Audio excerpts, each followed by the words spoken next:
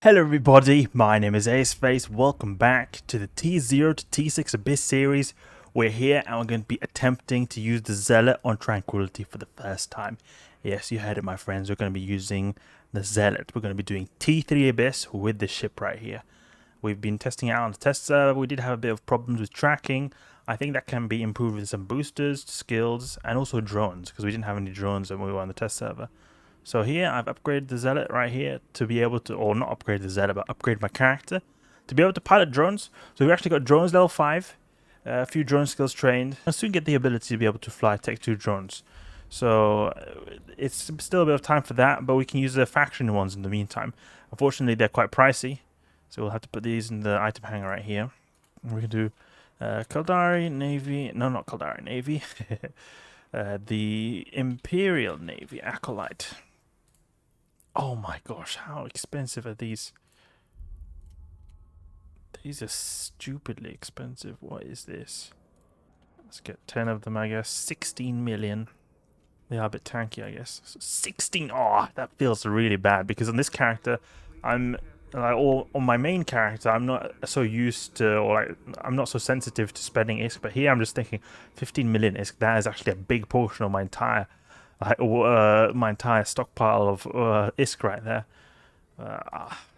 That's a bit annoying, but eventually we'll get Tech 2s and we can go back to the Tech 2 drones and we can maybe sell these later. So we can think of it like that. We can think of it as an investment instead.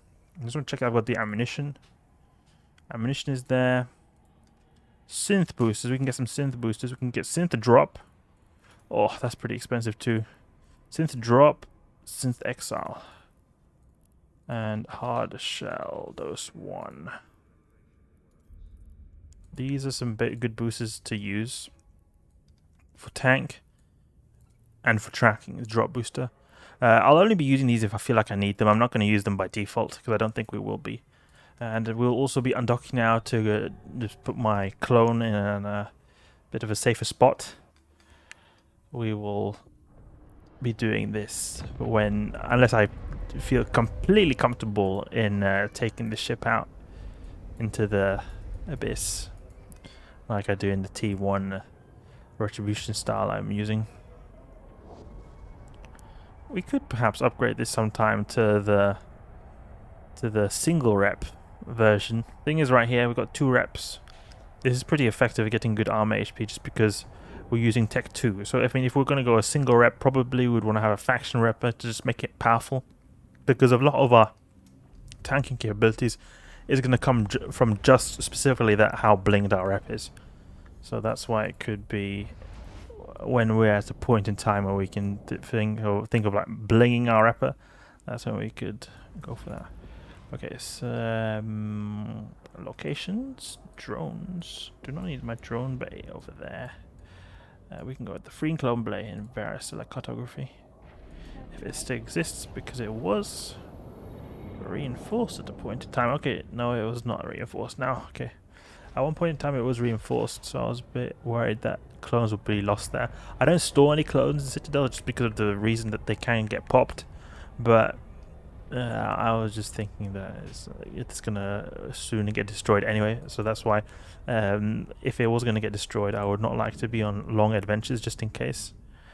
But it seems like variocellular cartography is back to normal. Doesn't say, because it said before Varites is reinforced at one point.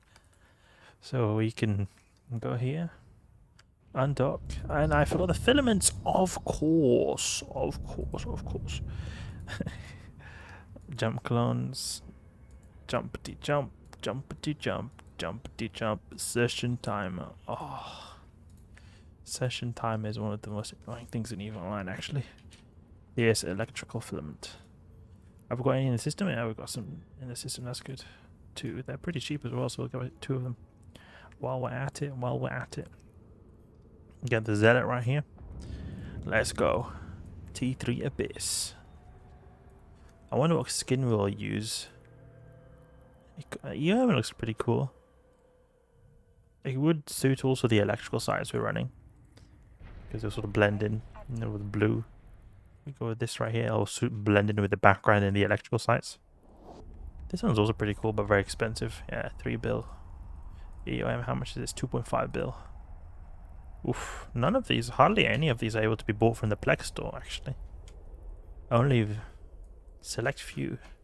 Oasis of Faith. This one is always in the Plex store. It annoys me so much because I don't particularly like this skin. I think it's alright, but I don't particularly like it.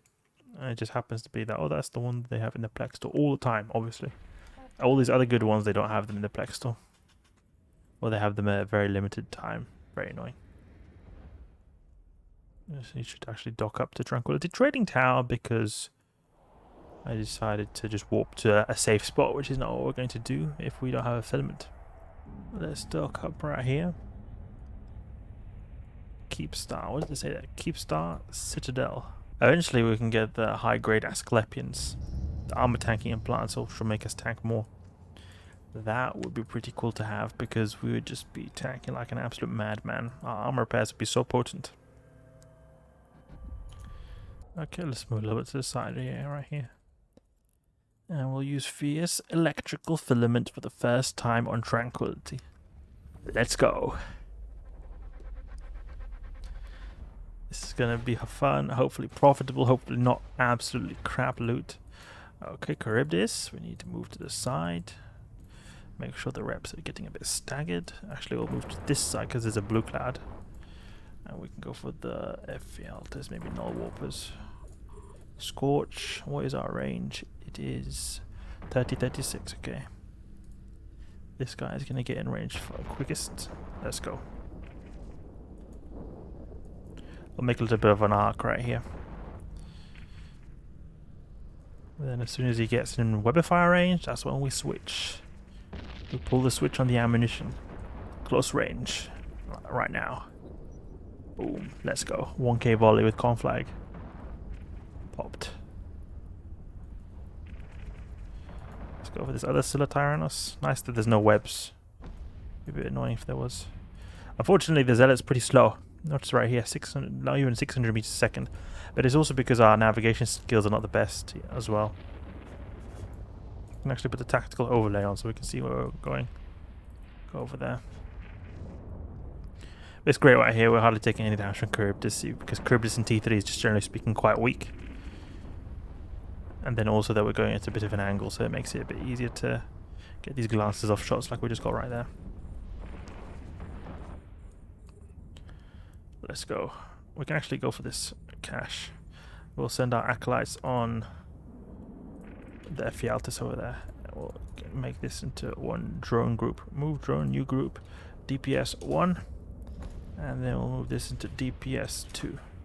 Make sure we view these all the time just because we don't want to lose the expensive drones. Let's grab this rack. Oh, nice. Raging Exotic straight away. Straight away we get a good loot drop right there. Oh, nice to see, nice to see. You know, think of it like, remember when we were doing these T1 sites? T1 electrics in the Retribution? This one filament right here is like 2 or 3 runs in total, and we just got it from one cache. It's really cool to see. Abyssal loot. We can make our way towards Charybdis over there. Go a little bit underneath. Can soon start shooting with the Scorch, but it's hard when they're so quick and we're so slow. Our drones are making actually a bit of a fight go on between this Ephialtes. They're almost completely taking him out. That's really nice to see. And we're tanking like an absolute boss, an absolute boss. I feel like his thermal armor hardener might not even be needed. It's just a little bit extra, a little bit overkill. But I was just thinking of being extra safe now that we've got like pretty limited tanking capabilities because our ship is, or our character is not so skilled, and just the way you're new to this, I'm not so used to using the Zealot in the Abyss. Even though I've made lots of test videos, it's not like my go-to ship I've been using. I've always been using Geelers. Geelers are Geelers, Geelers upon Geelers, nothing but Geelers. Then I just hop into this ship. It's still a pretty new situation for me, and I've never properly used it on Tranquility as like a proper ISK making method. So it still feels experimental, even though I know that it does work, to at least quite a big degree does work. It's just that, you know, it's all new, it's a bit rusty, and you want to be very certain in your combat capabilities or piloting capabilities in the Abyss, because you don't want to screw up here, because if you screw up, you're dead, you're dead, you're dead. Okay, we'll go towards the transfer conduit now that he's got no shields, because his shield is his biggest HP pool. What's our range on Conflag? 11, 17. Okay, that's better than I thought, actually. I thought we had a lot shorter range with Conflag. He is soon destroyed. We can recall drones even. There we go. Recall drones. And I'll have to set up the shortcut to recall drones, because I like doing Shift F. Because F is the key I use to assign my drones. I think Shift F should be return them like this. So okay, Shift F. They're returning, good. We can make the drone menu a little bit further away. Good. First room done in under 5 minutes, that's good. Time is not obviously going to be good here because we've not got a good character. We've not got a pretty high DPS fit. We can have a lot higher DPS with 3 heat sinks. Better speed, that'll help a lot. Better speed will make a big difference. Better range skills as well, so we can hit out further as well. Starving Dama, I'm not too worried about right here. I'm worried about the Vedmax because they do the most amount of damage. So we'll go for them first. Even though Starver is annoying, but look at this. Capacitor is very big. We've got a lot of capacitor to spare. So I'm not too worried about our capacitor draining from 1 Starving Dama. It would be a different situation if we had a bunch of them. Okay. Webifier, Conflag. Come on, Web. Web, no. Not able to web. Come on, get in range. Maybe if we do a bit of overheating. When our overheating skill's not the best. Go a little bit to the side right here. Like this. Come on, overheat. Come on. Oh, do I want to overheat here? Come on, web that guy. Web that scrub. How am I not able to web him? We're tanking like an absolute boss, though. Tanking like an absolute boss. We got this guy webbed, though. This douche is webbed right here. So we're going to take him out real fast. We'll keep a range 10 kilometers. We've got 2 extraction nodes over there. We could go for them, but they take so long since our speed or just overall mobility in this ship is just really horrendous.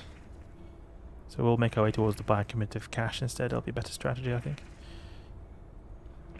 And we'll have to go for Scorch now, because he is further away. I just want to keep an eye on our drones, because they're worth a lot. Okay, good. Now I take out this guy right here. We go for multi-frequency, extra tracking. Goes down pretty quickly. And glance is off. Opt. Is this a minus 30% EM? Okay. So we have got a pretty, like, this is a good example of a worst case scenario for time. Okay, good. We'll move towards the bicombinative cache, or bi-adaptive cache, not combinative, because we're not going with the frigate style anymore. We are going with the slow boy style. Really not going to be as good loot here, because we've had already a good loot drop. Yeah, 1.9 million. But that's the thing, when you're doing these higher tiers like T3, even though we're not doing Frigate Abyss, so it's not going to be like that multiplication of loot that's going to give us really good like drops, or like just generally speaking a lot of loot. But the thing is good about doing the T3 is that we have a lot more a bigger likelihood of getting these higher tier filaments. And that's where a lot of our loot is going to come from, these really good filaments. Abyssal loot, 10 million. A starving Vedmac. Let's go for the starving Vedmac first. We'll go to the adaptive cache as well. We could actually also, if we wanted to, go for this node over here. Let's go for this node. Start shooting the Vedmac. Get this Imperial Navy Acolyte working. Webified. Good. And then we will attack him with Conflag.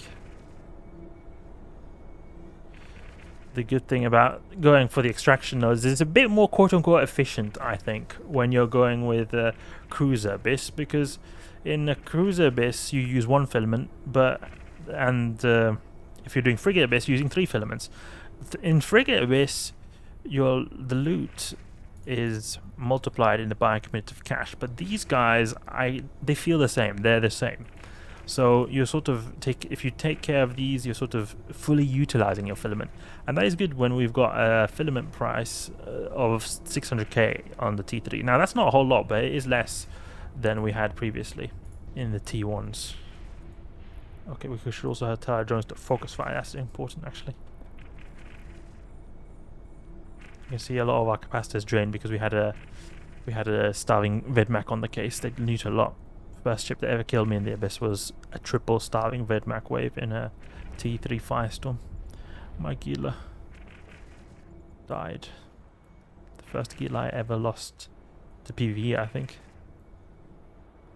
Might have lost another one, but I think that was one of the first.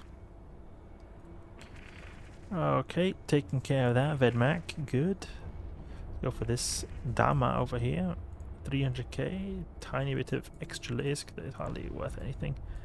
Okay, we'll just make our way towards the bioadaptive cache and pop this Dama over here. The Conflag has worse tracking than Imperial Navy multi-frequency, so we're getting a lot of grazing shots. We'll go with multi-frequency. We'll get a ton of tank against Triglavians because we've got the thermal armor hardener plus the reactive armor hardener. And the reactive armor hardener just adds so much extra resist or like extra tankiness when you're facing enemies that have particular resist profiles of damage. So we're just really crazily tanky against Triglavians. 83-90% resist. Oof. That's really great. We've got some extraction nodes over here. They feel tempting, but they'll take so long to get to because of our speed right here. So I'll avoid them. I wonder how it would be if you were to go with the MWD Zealot. It would be quite problematic in terms of the power grid. That would be very annoying. Because, I mean, we could put one of these here, but then we would need to have an ancillary current router with a single rep. And that would not be so good tank. But I guess the speed from the MWD will be a form of tank. So I guess with Tech 2 ancillary current router we're able to go with the MWD, but I don't think the capacitor will be particularly good either. Okay, let's go through the origin conduit. So those other two rooms, they were pretty bad. It's alright, we got some ISK right here. This is like, we'll get on average how much you get usually in like T2s on average, and then we can occasionally get these really good drops which give us a lot of ISK. The best will be Chaotic Electric, I think. Okay, so there we go, our first T3 electric site in the Zealot. Earning ISK, getting the filament straight away. Fun to see what kind of stuff we find in the future. So that's enough for now. I'll take a bit of a break. Hope you guys enjoyed. If you did, please leave a like and subscribe. I'll catch you guys later.